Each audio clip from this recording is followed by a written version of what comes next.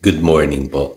Tayo po'y mag-aral ng salita ng Diyos. 2 Corinthians chapter 5 verse 9. Kaya naman ang pinakananais natin ay maging kalugod-lugod sa Kanya, maging nasa katawang lupa tayo o maging nasa piling na niya. Faith and goals. Mahalaga po ang goals sa buhay.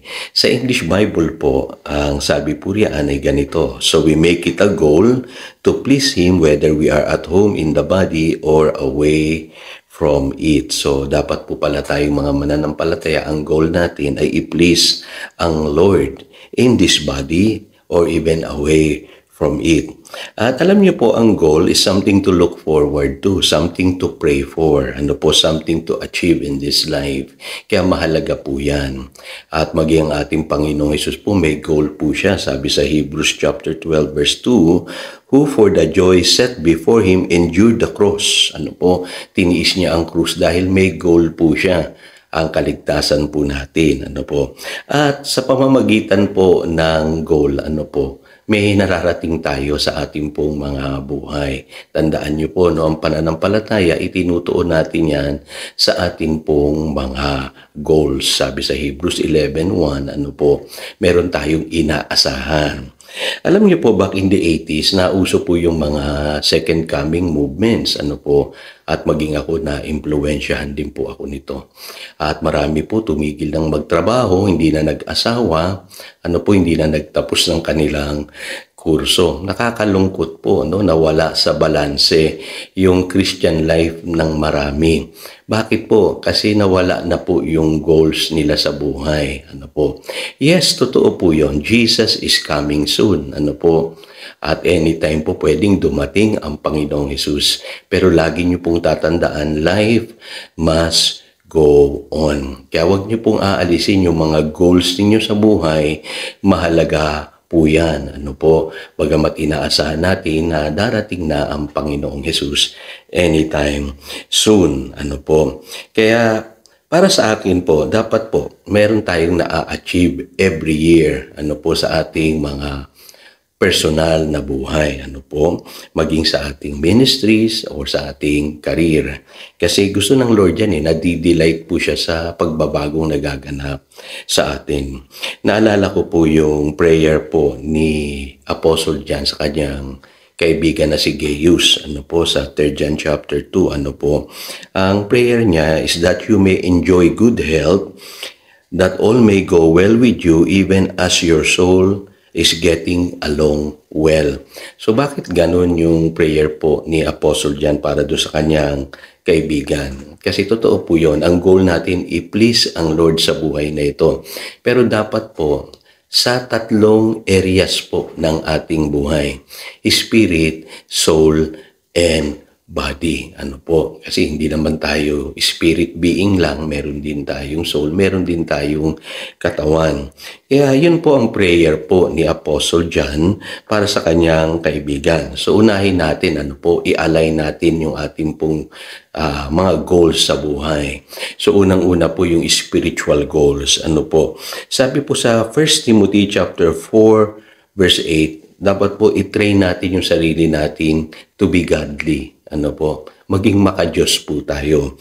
Kasi godliness has value for all things, holding promise for both present life and the life to come. So, ibig sabihin, pagka ang isang tao pala godly, may pangako ang Diyos sa kanya sa buhay na ito at sa buhay na darating. So, ibig sabihin, hindi lamang siya i-reward sa buhay na darating, kundi sa buhay na ito.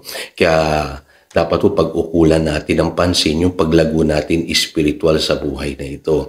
Lagi po nating alagaan yung ating pong pagbabasa ng salita ng Diyos, pananalangin, at paglago bilang mga Kristiyano, kasi may binubunga po yan, at nagiging maganda ang buhay ng mga tao pong tunay na maka-Diyos. At alam nyo po, pagka tayo'y godly, ang impact po niyan, marami ding direksyon. Hindi lamang yan sa ministry, maging sa ating mga trabaho, o sa ating mga ginagawa sa buhay, may impact po yung pagiging maka-Diyos natin, nagiging magandang patutuo po tayo sa mga taong nakapaligid sa atin. Pero mapapansin nyo, aside from that, binabanggit dito yung physical training is of some value. Kaya mapapansin nyo, no? Si St. Paul mismo naniniwala siya sa kahalagahan po ng physical training. Kasi po sa buhay na ito dapat alagaan din natin yung ating kalusugan, mga kapatid. Ano po? At kadalasan po yung iba, gusto lang lagi pinagpe-pray for healing, ano po, pagalingin sila ng Panginoon, pero hindi naman nag-iingat ng kanilang katawan. Alam niyo ba na prevention is better than cure? At ako naniniwala ko na ang isang Kristiyano should possess a healthy mind and a healthy body. Bakit po? Kaya nga tayo binigyan ng Lord ng mga pangako na pwede nating angkinin upang magkaroon ng peace of mind, ano po, na maging healthy yung ating physical body, ano po, may mga pangako po ang Biblia. In fact, sa Old Testament nga meron pang mga diet suggestions, ano po. Kasi gusto ng Lord na ang ating isipan, ano po, ang ating katawan ay healthy. At ang gift nga ng Diyos sa atin, yung peace, yung healing, yung wholeness, ano po, yung wellness na pwede nating angkinin, ano po, sa ating buhay. Kaya lang maraming Kristiyano ngayon pabaya sa kanilang katawan.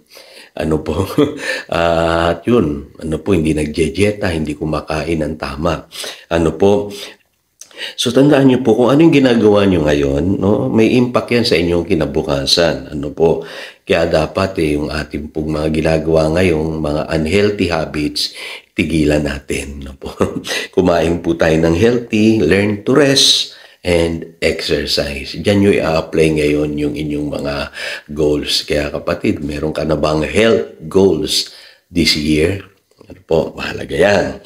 So, panghuli, material goals. Ano po, mahalaga rin yan. Dapat meron din tayo kahit papanong napupundar sa buhay. Ano po, kasi sa buhay na ito, dapat nakakapag-ipon tayo kahit kaunti, no? Bakit? Anong goal niyan, Pastor? Tularan natin si St. Paul na hindi siya naging burden sa ibang tao. In fact, naging blessing siya sa buhay ng ibang tao. Yung po sinasabi ng 1 Thessalonians chapter 2 verses 6 to 9. Paano kung wala ka laging pera? Paano kung ikaw lagi yung nanghihingi? Di ba nakakalungkot yung ganoon? Mahalaga yung ikaw yung nagbe-bless, ikaw yung tumutulong dahil may trabaho ka, no? Meron kang something to share doon sa mga nangangailangan. Kaya mahalaga kahit papaano may naiipon ka, may naipupundar ka sa buhay na ito. Para sa iyong sarili, para sa iyong pamilya, ano po, para rin sa iyong kinabukasan.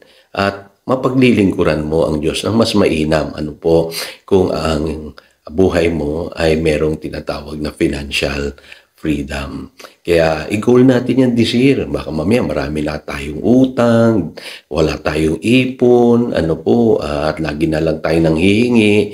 Dapat po mamuhay na po tayo this year ng merong financial freedom at nagiging blessing tayo sa maraming tao. At lagi niyong tatandaan, ano po, sa lahat ng pagkakataon, hindi lamang sa church, pwede nating paglingkuran ang Panginoon. Kaya napakahalaga ang buhay natin ay maging mahusay na patotoo ng kabutihan ng Diyos sa ating buhay. So again, ito si Pastor Jojo nagpapaalala upang daluyan tayo ng pagpapala, manatili tayo sa kanyang salita. Good morning.